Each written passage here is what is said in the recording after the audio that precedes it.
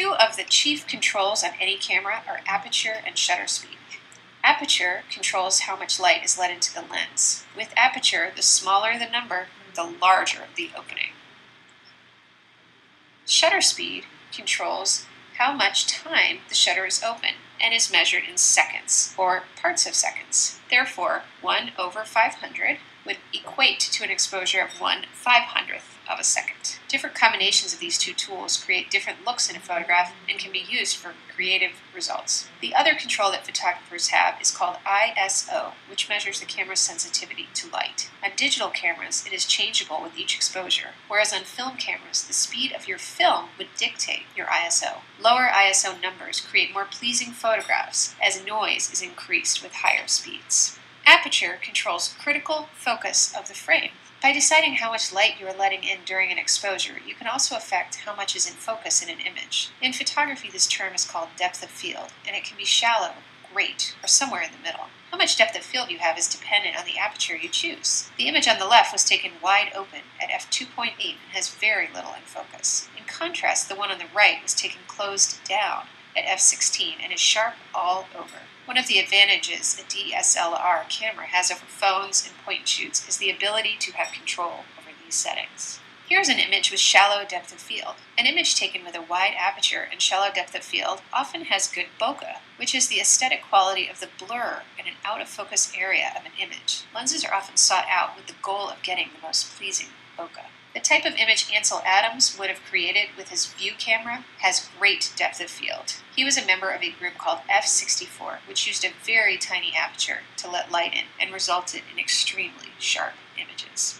This image has great depth of field, which is accentuated by a wide-angle lens. Shutter speed controls motion, blur, and implies motion. It is the second main tool that photographers use both technically and creatively. The shutter speed controls how long the exposure is. On the left, we have an example of a fast shutter speed, which serves to freeze the action of the water. Sports photographers rely on fast shutter speeds to capture the action. On the right is an example of a slow shutter speed, which causes the water in the image to look soft and flowing. Slow shutter speeds are used to add blur, motion, and feeling to an image. This is a photographic technique called a pan. For a pan, you use a slower shutter speed, which is roughly equivalent to 1/, the miles per hour that your subject is traveling. You then move with your subject while taking the picture. Although it looks fancy, the technique is actually quite easy and fun to experiment with. There are many different types of lenses. Normal lenses, like a 50mm, capture just what our eyes sees normally. A wide-angle lens will capture more than our normal view and can distort the subject if not used carefully. In comparison to a fixed lens with one focal length, zoom lenses offer a number of lenses together in one convenient package. Most point-and-shoot cameras come with a zoom lens. Most DSLR owners screw a skylight or UV filter in the front of their lenses to reduce haze and to protect the expensive glass of the lens.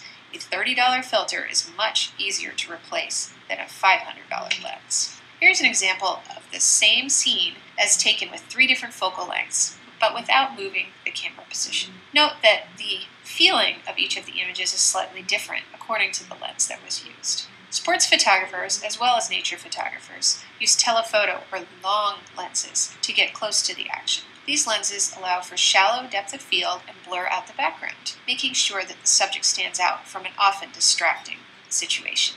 Now let's talk a little bit about image manipulation and the plus sides and downsides that we have with that in photography. Artists often challenge us as viewers to ask what is and isn't real and true. Artist Sandy Skoglund creates surreal tableau and then photographs the effects without ever using the computer.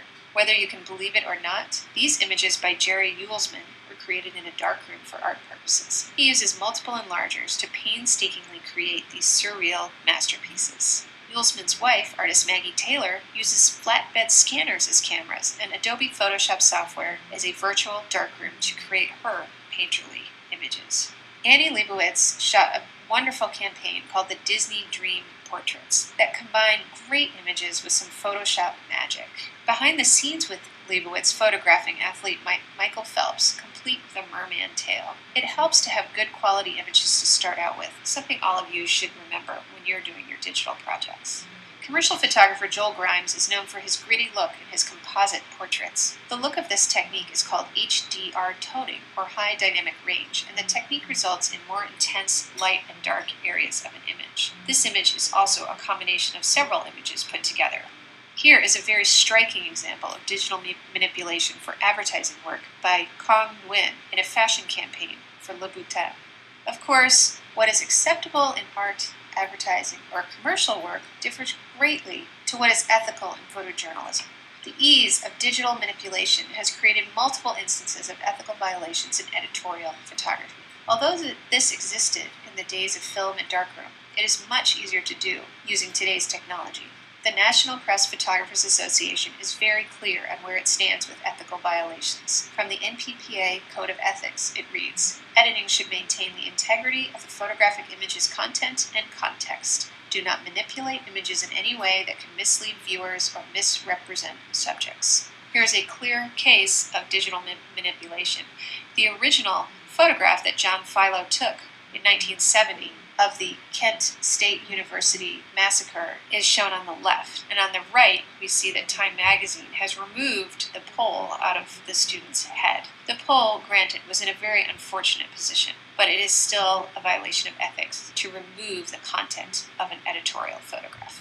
Here we have three fine examples of digital manipulation. Images are often manipulated on magazine covers to achieve maximum impact and attract buyers, as if they were advertisements. On the left, we have National Geographic, who in February of 1992 decided to move the Egyptian pyramids so that they would be accommodated on a vertical cover. In the center, we have Oprah's head, which was placed on Anne Margaret's body in 1989, and on the far right, Texas Monthly in 1992, they used a computer to place the head of the then governor, Ann Richards, on the body of a model riding a Harley-Davidson motorcycle.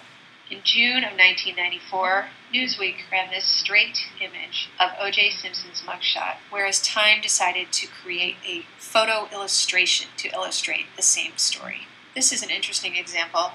So 20-year veteran LA Times photographer Brian Walsky was fired over a doctored photo from the Gulf War in 2003. In order to do this, he digitally combined the two images, where he took the soldier from the left image and combined it with the image of the man on the right. The lighting conditions were the same, so the manipulation was very easy to pull off. He said he had tried to improve the composition by combining two images, citing a complete breakdown in judgment caused in part by the stress of his assignment. Here is the resulting composite image. Granted, it is more pleasing, and it was initially published. It's a stronger image, but never actually happened. Once we start not telling the truth in photographs, the public ceases to believe that these events were real and actually happened. The future of photojournalism could lie with the iPhone. The idea of the phone as a serious camera is making traction, even in traditional journalistic outlets.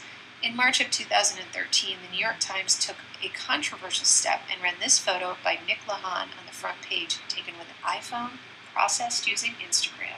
As even more evidence of the changing nature of photojournalism, this photo from the conflict in Libya was taken for Time magazine by photographer Michael Christopher Brown in 2012. He chose to use the iPhone for this assignment, and subsequent ones, because it was about the freedom a phone provides, the ease of use, and the fact that it is not seen as a camera. The phone and my experiences over the past couple years have shaped the way I look at photography, as I felt less like a photographer and more like a citizen.